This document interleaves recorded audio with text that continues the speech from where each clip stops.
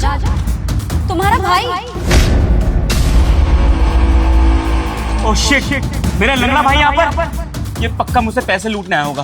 पैसों का लालची इंसान है ये। एक काम करना, तुम इसे बोल देना कि मैं ऑफिस ट्रिप से बाहर गया हूँ या फिर घर पे हुई नहीं। कुछ भी बहाना बना देना, हैंडल कर लो।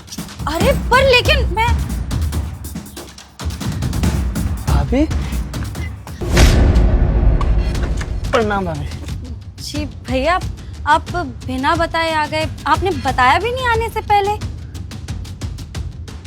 भाभी हम कोई रिश्तेदार थोड़ी हैं, अपने लोग हैं। हमारे ये भैया का घर है, अब भैया के घर में ही बता कर आना पड़ेगा। वैसे अच्छा किया, लेकिन किस काम से आए आप अचानक से? वो भैया से मिलना था, कुछ काम। वो तो घर पर है ही नहीं। वो ना बिजनेस ट्रिप से बाहर गए हुए हैं, तो वो तो 3-4 दिन बाद आएंगे, तो फिर आप तब मिल लेना। अच्छा भाभी, एक काम करिए ना, भैया से आप बात करा दीजिए। वो हम फोन लगा रहे हैं ना, तो उनका फोन लग ही नहीं रहा। वो क्या है ना कि मैंने आपको बताया ना, बिजनेस ट्रिप पर गए, मीटिंग वगैरह में होंगे, इसीलिए कॉल नहीं उठा रहे। मुझसे भी बात नहीं हो पाई है। पहले तो हमें पता ही नहीं था कि भैया नहीं है। कल ही बात हुई थी, तो ऐसा कुछ पता ही नहीं कि हमें जाना है। हाँ, कल बात हुई होगी, लेकिन आज सुबह ही तो वो निकले हैं, तभी तो मेरी भी बात नहीं हो पा रही है। मैं कॉल करूंगी तो क्या पता मेरा कॉल भी ना उठाए। भैया से ही काम था। आप एक काम करिए ना, भैया से बात करा दीजिए, एक बार फोन लगाइए ना। ठीक है, देखो कॉल काट दिया। मैं कह रही हूँ ना, किसी का भी कॉल नहीं उठा रहे हैं वो, तो बाद में बात कर लेना ना। वैसे क्या जरूरी काम है मुझे ही बता दो। अब इतने दूर से आया हूँ, बिना मिले चला जाऊंगा तो अच्छा भी नहीं रहेगा, और जरूरी काम भी है। एक बार फिर से लगा लीजिए, शायद उठा ले। देखो फिर काट दिया। भैया वो ना बिजी होंगे, मीटिंग में होंगे, क्लाइंट्स के साथ बैठे होंगे। ऐसे बार बार कॉल करना ना अच्छा नहीं लगता, वो भी खामखा परेशान हो जाएंगे। आप मुझे बता दीजिए क्या काम है, वो जब भी आएंगे तो मैं बता दूंगी उन्हें। तो आपको बताना ही पड़ेगा, क्योंकि हमारे पास कोई और चारा ही नहीं है।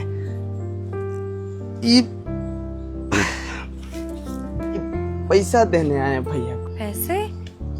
ये इतने सारे पैसे किस लिए? भैया परेशान है ना बहुत ज्यादा। हमसे बात हुई थी उनका। 61, 62, 63। अबे यार, इस गरीब का क्यों कॉल आता है बार बार ही? भैया प्रणाम। मुझे 1000 रुपए की जरूरत थी, तबीयत खराब है, डॉक्टर को दिखाना है, मुझे दवाई लानी है। छोटे, तू तो जानता है ना यार, शायद तुझे नहीं पता कि मेरी कितनी बुरी हालत है। मेरा बिजनेस ना ठप हो चुका है यार, पैसे नहीं ला पा रहा घर में कमा के। तेरी भाभी को मैं कुछ दिलवा नहीं पा रहा, राशन के वांदे लगे हुए यार। क्या करूँ बता मैं? अगर खाने के पैसे नहीं है, तुझे 1000 रुपये दे के कहाँ से कर्जा ले लूँ? बता, कर्जा ले लूँ तेरे लिए? नहीं भैया, दूसरों से लेने की जरूरत नहीं है।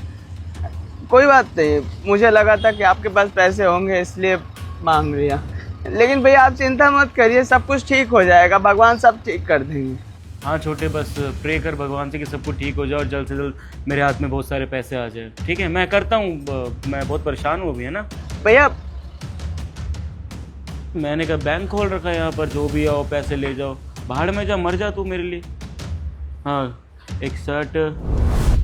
आप खुद सोचिए भाभी, बड़ा भाई परेशान हो, छोटा भाई को चैन आएगा?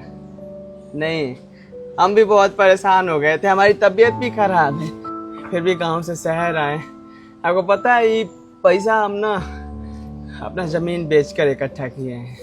हम भैया को ऐसे परेशान नहीं देख सकते। वो भैया शहर आ रहे थे ना, तो अपने हिस्से की सारी ज़मीन बेचकर आए थे, घर भी बेचकर आए थे, पर हमारे हिस्से की रह गई थी। अब हम लंगड़े हैं, हमारा क्या ही हो सकता है, ना शादी होगा ना ब्याह होगा। इसीलिए सोचे कि भैया की मदद कर दें। आप लोगों के लिए ही तो जीते हैं हम, बस दूर रहते हैं, फ़र्क इतना है, पर हम लोग एक ही तो हैं। इसीलिए आप ये भैया को दे दीजिएगा और बोलिएगा, उनका बिजनेस चल जाएगा, उनको चिंता करने की ज़रूरत नहीं है। ठीक है भैया, मैं बोल दूंगी। वैसे आप इतनी दूर से आए हैं, आप बैठिए ना अंदर, बाद में चले जाना। नहीं भाभी, मेरे पास बैठने का समय नहीं है। वो क्या है ना, मुखिया के यहाँ हम साफ सफाई का काम कर रहे हैं, नई नई नौकरी लगी है, परसों ही लगे थे और आज छुट्टी ले लिए। मुखिया साहब ना गुस्सा करेंगे, टिकट भी करा लिए, जाना पड़ेगा हमें। भैया को बोल दीजिएगा पैसा के लिए, ठीक है? प्रणाम। ठीक है।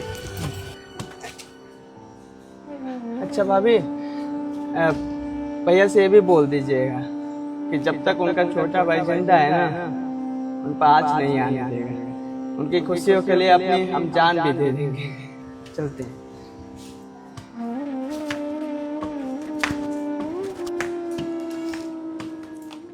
देखा तुमने, जिस भाई को तुम लंगड़ा बोल रहे थे और ये सोच रहे थे उसके बारे में कि वो बस तुमसे पैसों के लालच में मिलने आ रहा है, उस बेचारे ने अपने नाम की जमीन बेच दी सिर्फ तुम्हारे एक झूठ बोलने पर कि तुम परेशान हो।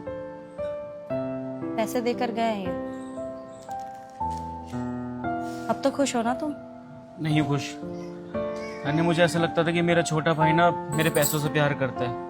उसे ये लगता है कि मेरे बड़े भाई के पास बहुत पैसा है तो मैं वहाँ जाके सेटल हो जाता हूँ, मुझे कुछ काम धंधा दे देंगे, मेरा पैसा वो मुझसे पैसा लूट लेगा, यही डर सताता था बस। मैं पागल उसका प्यार कभी समझ ही नहीं पाया। मुझे लगता था कि वो सिर्फ दिखावा करता है, लेकिन आज अपनी प्रॉपर्टी बेच दी एक छोटे से झूठ के चक्कर में। इससे बहुत बड़ी गलती हो गई यार, लेकिन ये गलती मैं सुधारना चाहता हूँ।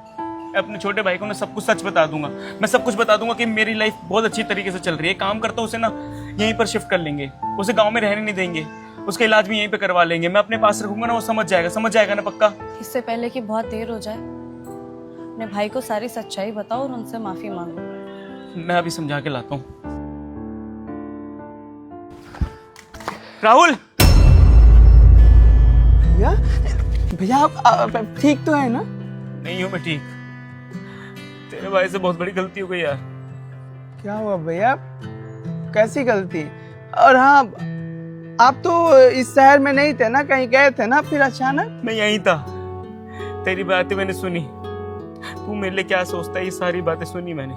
गेट के पीछे खड़े होकर सारी बातें सुन रहा था। तुझे आते देख मैंने तन्ने से झूठ बोलने के लिए बोला कि मैं घर में नहीं हूँ। वो झूठ बोल रही थी।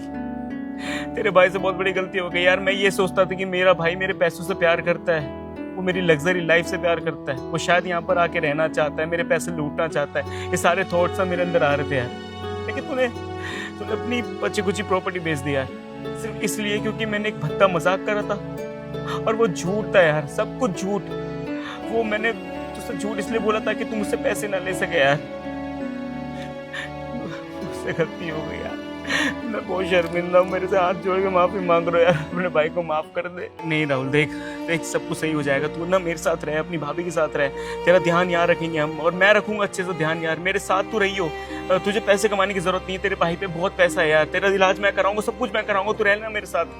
भैया बस एक ही पैर नहीं, दूसरा पैर है ना और दो हाथ है ना, मैं अपना गुजारा कर लूंगा भैया, चिंता करने की जरूरत नहीं है। और वैसे ही मुखिया जी के घर पर ना नौकरी लग गई है, 8,000 रुपया तनख्वाह दे रहे हैं।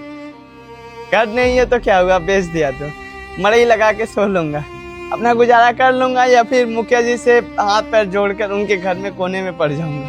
पर भैया एक चीज आपसे हाथ जोड़कर विनती है, अब फोन कर लीजिएगा भैया, अच्छा लगेगा मुझे, बात कर लीजिएगा मुझसे। वो फोन आपका लग नहीं रहा है ना, इसलिए बोला। अब तो ध्यान रखिए भैया, खूब आगे बढ़िए, तरक्की करिए। और हाँ, कभी भी किसी चीज की जरूरत पड़े ना तो अपने छोटे भाई को याद करिएगा। हमेशा खड़ा मिलूंगा, हमेशा। आगे बढ़िए भैया, कब तरक्की करिए। राहुल मेरी बात सुन राहुल।